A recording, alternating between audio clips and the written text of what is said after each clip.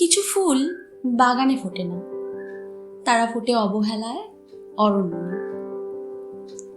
রবীন্দ্রনাথের সমাপ্তি মানেই কি এক চঞ্চল মেয়ের শান্ত হওয়া? না, তার চেয়েও বড় কিছু। আমরা কেবল এটুকুই দেখি যে এক চঞ্চল কিশোরী বিয়ে করে সংসারী হয়ে গেল, তবে এর গভীরে লুকিয়ে আছে অন্য এক সত্য। আজ আমাদের সিরিজের প্রথম পর্বে আমরা কথা বলবো সেই মৃন্ময়ীকে নিয়ে, যাকে সমাজ নয়, প্রকৃতি বড় করেছিল। মৃন্ময়ী ছিল সেই বুনো ফুল যার সুবাস পেতে হলে তাকে বশ মানানো নয়, তাকে ভালোবাসতে হবে। বাগান নয়, সে ছিল কালবৈশাখীর এক অবাধ্য ঝড়, যাকে ছোঁয়া যায়, অনুভব করা যায়, কিন্তু তাকে কি কখনো চার দেয়ালের খাঁচায় বেঁধে রাখা যায়?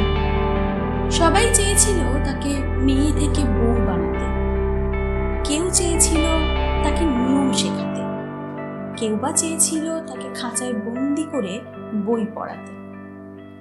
সমাজ যেটাকে আদর্শ মেয়ে বলে জানে, মৃন্ময়ী ছিল ঠিক তার উল্টো।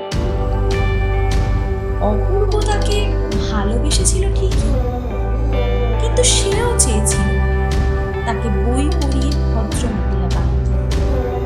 তার ভালোবাসার মধ্যেও একটা শর্ত ছিল। অপূর্বর কাছে ভালোবাসা ছিল এক ধরনের সিলেবাস, যেখানে মৃন্ময়ীকে পাশ করতে হতো।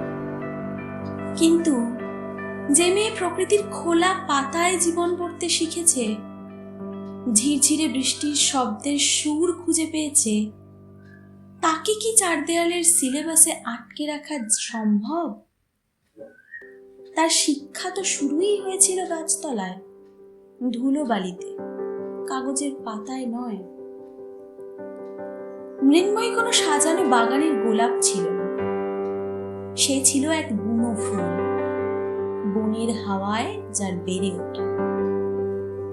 তার চুলে জট ছিল, পায়ে ছিল কাদা, কিন্তু সেই কাদা মাখা পায়ের তলায় ছিল এক আকাশ সমান স্বাধীনতা। আজকের যুগে দাঁড়িয়ে আমরা যখন খুব মডার্ন হওয়ার চেষ্টা করি, আমরা কি পারি মৃন্ময়ীর মতো অতটা সাহসী হতে? আমরা কি পারি সমাজের তৈরি করে দেওয়া মেয়েলি ছাঁচগুলোকে ভেঙে গুঁড়িয়ে দিতে?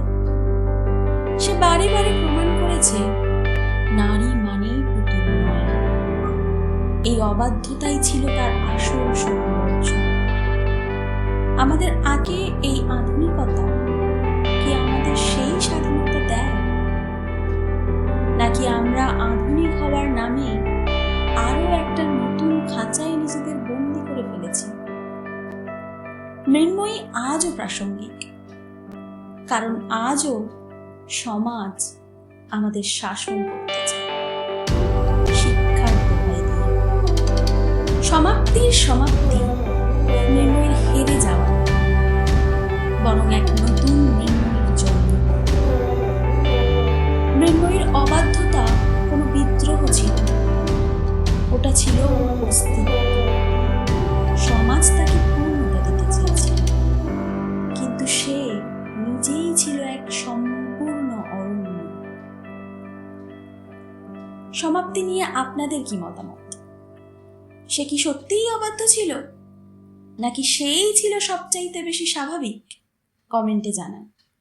দেখা হবে সিরিজের দ্বিতীয় পর্বে মৃন্ময়ী সোনার খাঁচায় বন্দী হওয়ার গল্প নিয়ে।